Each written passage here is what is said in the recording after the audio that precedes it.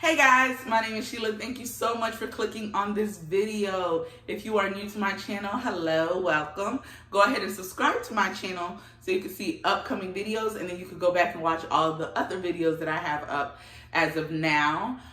In today's video, we are doing a bump update. So in this video, I'm going to talk about week 31 through 34. So I am a little behind on these videos, so I'm like way past 34 weeks.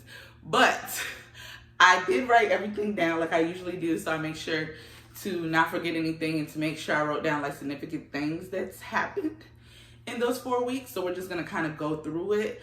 We did do our hospital tour within those 4 weeks. So I will go over that and kind of give you guys details and put some little clips from that.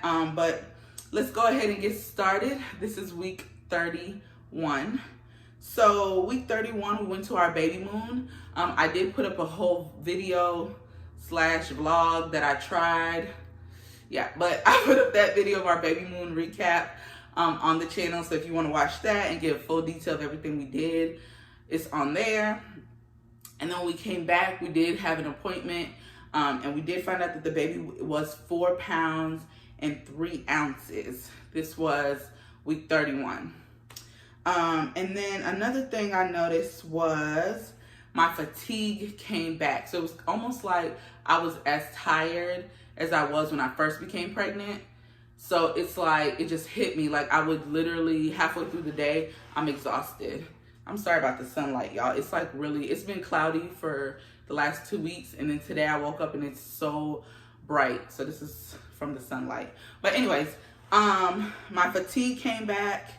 And another thing I noticed that week was also that my gums were swollen and sore. They kind of felt swollen and sore, which everyone said is normal. You know, it's not nothing for me to be scared of, or, you know, there's nothing wrong with that. So another thing, which my husband's the one that told me this, is that, which is kind of funny, I think we get so used to the moms because we're carrying the baby all the time, so we feel the kicks all the time, and we just get used to it. It's just a regular part of the day now. You know, it's not, at first when it would happen, I'm like, oh my God, you know, now it's kind of like, oh, he's kicking, but I'm not like, you know, stop everything and, you know, whatever. But he said that like when we're asleep, and if we're sleeping the way where my stomach is touching his back, he says throughout the night, the baby is like kicking him. He's like, he is beating me up, you know? And it's crazy because he's like, how do you sleep through that? And I'm just like, I guess I'm used to it, because my thing is, I've noticed that he is up and moving at night. Well, like early in the morning. So like from anywhere from like midnight to like 3 or 4, I feel like the baby is up kicking and moving and very active. So my thing is like, I'm just gonna sleep through it, because if I don't, I'm just gonna be laying here all night, you know, and then I'm used to feeling him kick all the time. So it's not as weird to me as it is for my husband. So that was something funny that he told me. And he was like, this boy's strong. Like, he was like, I literally will feel him kicking. And he said he could feel it in his back. So that was funny. And another thing we did for the baby moon, like I said, that video is up, is we went and got couples massages. So I got a prenatal massage. And when I tell you, it literally probably was the best thing I've done in this whole pregnancy. I feel and I felt after I got it so amazing. Like, there wasn't a lot of body aches. My back didn't ache for like a good 2 weeks. I had no aching in my back and my lower stomach. It's like I was back to feeling normal again. That's one thing we did during that honeymoon, during the baby moon, that I really appreciated. And I thought, like, highly suggest that to anyone who's pregnant, especially when you're in your 30 weeks area and there's just a lot of weight that you're starting to carry because the baby's growing so much. Definitely would suggest that. Now, 32 and 33 weeks, not really much to say. Like I said, I was feeling so good from the prenatal massage, so there wasn't much of a difference. I was eating fine. Because I wasn't aching so much, I think I got a little bit more energy than I did during that week where I was like, the fatigue came back. So that was really cool. And I wrote here on 32 weeks, this was probably the most I felt at ease being pregnant. Like at 32 weeks, I think, like I said, the massage was amazing. Because of the massage, my body was so relaxed. I didn't have a lot of aches. I was eating better. I mean, not better, but like I didn't have any problems with eating that week. And I just felt really, really good. And like I said, 33 weeks, pretty much the same thing. I felt really at ease. I was sleeping good. Like I didn't have a lot of can't sleep. Of course, getting up and down in the bed is always a problem because, you know, you have to sleep a certain way, or, you know, I can't move this way or this way just because from the weight of my stomach and things like that. But other than that, like I felt really good those 2 weeks.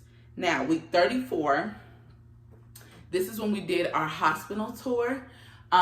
We finally went to the hospital where we're gonna be having our baby, and we did a tour. It was on a Saturday morning. And the crazy thing is there's 2 hospitals that I could pick from. We could pick from to have the baby. The reason we picked this one, main reason at first, was because the other hospital, it's more midwives led, which means, from what my doctor was explaining to me, it means that if I go into labor, a midwife will deliver my baby, unless there's any complications or they're not sure about something or something just doesn't seem right. At the other hospital, a doctor's there. So the doctor and the nurse will deliver your baby. So me being a first-time mom, I just feel like I want a doctor around. I don't know what's gonna happen. I've never went through this before. So my whole thing, when they told me that, I pretty much was like, before I knew anything about the hospital, before I did any research, in my mind, I pretty much was like, we're gonna go to the one with the doctor, you know, just because it just makes me feel safer. I don't know, not to say that midwives are not safe or they're not trained professionals and they don't have the credits or whatever to deliver. I just know for me, I want my doctor there because the doctors will make the hard decisions really quickly. And with me having fibroids and being my first time, I don't know, I just felt safer doing it this way. And then and then when I started researching the hospital, it had really good ratings, really good reviews. And I liked how the hospital looked. I liked where it was. It was free. It's free parking. Like it was just like a lot of things that you know, that I looked at that I really liked. They have lactation nurses 24/7. They also have photography. There's an actual photography company that's kind of contracted with the hospital if you want to do like pictures, which I don't know if I'm gonna do or not. I just like to have the option, I guess. What else? Oh, there's no visiting hours. So there's quiet times, but there's no visiting hours, which means you can come, if I have the baby at like 2 a.m, you could come at 2:30 and come and see the baby, you know what I mean? Or if I have the baby at midnight or 2 o'clock in the middle of the day, whenever, there's no visiting hours. They do have times throughout the day where they call the quiet times, where they try to keep you and your guests, the levels down, just so babies can nurse and moms can sleep and things like that. But there's not like a contract, there's not like a permanent this time and this time you cannot have anyone over kind of thing. So there's a lot of reasons I picked that hospital, but mostly it was the doctor thing. The doctor thing was the first reason where I was like, yeah, we're gonna go with that one. But excuse me. But let's see. So when we got there, so when we got to the hospital, it was me, my husband, and then it was about 6 other moms with their support person. And they always say person because we all are in different situations. Some of us are married, boyfriends, some of us are surrogates, you know, so they just always, to be respectful for everyone, they call them the support person. So it was like 5 other women there and their support person. So we started the tour. She took us to the emergency room because she said whenever you come in, that's where you'll go. So when you're in labor, you will go to the emergency room, and they will go ahead and register you and get you where you need to be to labor and delivery. Now, the one thing that she did say that I would suggest anyone do, that I knew I was going to do anyway, is to pre-register, which I already did. That way, they already have your information. They already know your name, this, your doctor, and all that. Then when you come in, it's a quicker process. And another thing that the tour guide was telling us, especially people that are having their babies in like December, January, and February, when it's like flu season, cold, all that good stuff. She was saying, if you go ahead and pre-register, then when you come up here to the emergency room, just get the person who's coming with you to go in and show the ID, and that way they could check you in. You don't have to do the paperwork and all that because you're already pre-registered, and then they could get you straight to where you need to go, because you don't want to sit in the emergency room with all the germs and bacteria and stuff of all the sick people, because when you go in the emergency room, you're in the waiting room with everybody else. So that's one thing. She was like, especially, you know, pregnant moms, like, we don't want you to be sitting there with germs, you know, and you're about to go into labor and things like that. So that's one thing I made sure to do. And so we went through the emergency room, then we went up to the room where you're actually going to deliver the baby. So when we got there, first of all, I don't know why, like, I know I'm pregnant, I feel pregnant, get out of breath, or like, I have all these signs. I have a whole crib here, dresser, car seat, stroller over here, bassinet, you know, like, I have all this stuff in my house that lets me know every day that you're gonna have a baby. A baby will be in here at this house soon. But for some reason, when we did this tour, it was like, oh, we're pregnant. Like, we're gonna have a baby. I don't know why. I think it's because I was actually in the room where these things were gonna happen. I don't know. It just blew my mind, because then for the first time I was like, oh, like, I started feeling it, like, this is gonna happen, you know? And that's why I don't have a lot of videos of the tour, because I took videos of us going into the hospital and walking to where we needed to go. But after that, I was just so, like, trained and focused on what she was saying, and, you know, that I forgot I even was supposed to be videoing and getting shots and things like that. And I barely asked questions because I was just so like, oh, this is happening. But anyways, we went into the room.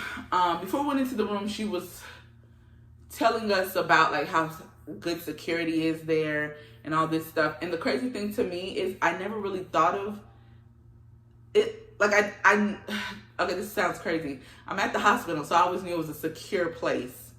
You know, it's a safe place. But I never thought about it, as she was making an emphasis to say, like, basically, babies don't get stolen here. And I'm thinking to myself, like, is this still something that people deal with? Like, and I know I've heard stories from, like, 20 years ago, 15 years ago. There's, like, a Lifetime movie I watched where this girl was kidnapped from the hospital and the lady raised her as her own. And there's, like, news stories that I've seen, but I've never really thought of that. So in my mind, when she was saying this, I was like, now I'm concerned. Like, did somebody ever get stolen from here? Like, did a baby ever go missing or stuff? And she just made a point to be like, the mom and the baby will have a band, so everyone, you know, that matches each other, and there's cameras everywhere. The stairs, they shut the stairs down where you can't go out the stairs. I think she said it only allows the door to open if there's an emergency kind of thing and you need to get out the building. But I just was like, oh, this is a concern. Like, people still are concerned about this, which made me a little concerned about it. But anyways, I just thought that was funny, because she made an emphasis, like, she talked about it for like a good 10 minutes. And I was looking at my husband like, people still stealing babies? Like, at this time, it's 2019. Like, but anyways, so we did that. And she talked about that one in the room where you are in and you labor and you deliver the baby is so much more spacious, which makes sense, because, you know, all the nurses and the doctor will be coming in, and if you want people in there with you, they'll be in there. But it was really nice and spacious. It had like a full, it's like a one room that's supposed to be as comfortable as a house can be. You know what I mean? So she showed us the bed. And the thing about this hospital is There is a nursery, but it doesn't work like other traditional hospitals, or where my best friend and my other friend had their babies, where they can take the baby to the nursery, or they take the baby to the nursery to give you time to rest. This one, they really are all about mom and dad bonding with the baby. So they keep the baby in the room the whole time after you deliver it. They do everything in the room. They weigh the baby, clean the baby, like everything is done there.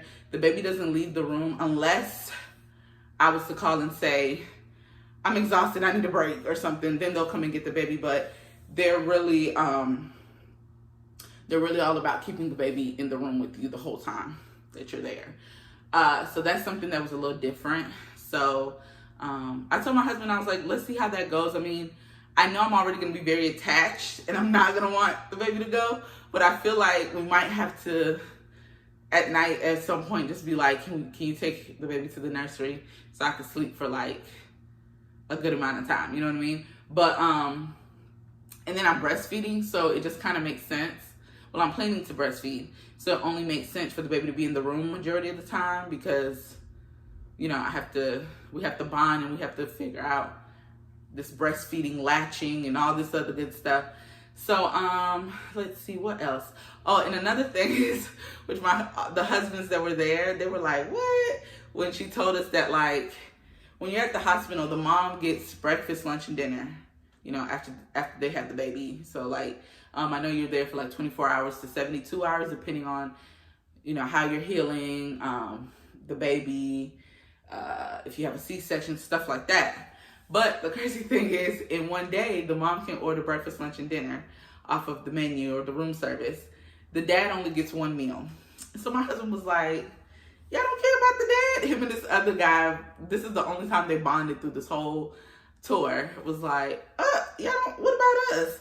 But the thing is, y'all could literally walk downstairs to the cafeteria and get your food. Like, I physically probably not gonna be able to do that. So that's why they let you order it. And then I'm like, your insurance isn't gonna pay for you to eat the whole family meal, you know. Anyways, but I just thought that was funny because he was like, what am I? Like, I help make this baby. Like, why can't I get 3 meals a day? But, and there's just, oh, and then what else did she say? The baby gets this cute little onesie with the hospital, and it says like whatever the hospital name is on there. And then I don't know, there's just like a lot of things that we went over, a lot of questions. There's one mom there, she was having her 3rd baby, so she was giving us all kinds of tips. She was like, make sure y'all bring this, make sure you do this, make sure you do that. She was like, because I didn't know the first 2 times and da-da-da-da. So it was like really good to have her in our group because she answered a lot of questions, because a lot of us there, I think more than like 50% of us, probably more than 70% of us that were there were like first time moms. So we're just like eyes wide open, like, oh, okay. We don't know what's going on. And then one thing that is so cute at this hospital that I just think is the cutest thing is when you have the baby, every time a baby is born, they play throughout the whole hospital, not just the labor and delivery section. Like, you can be in the emergency room and the other parts of the hospital and you'll hear this.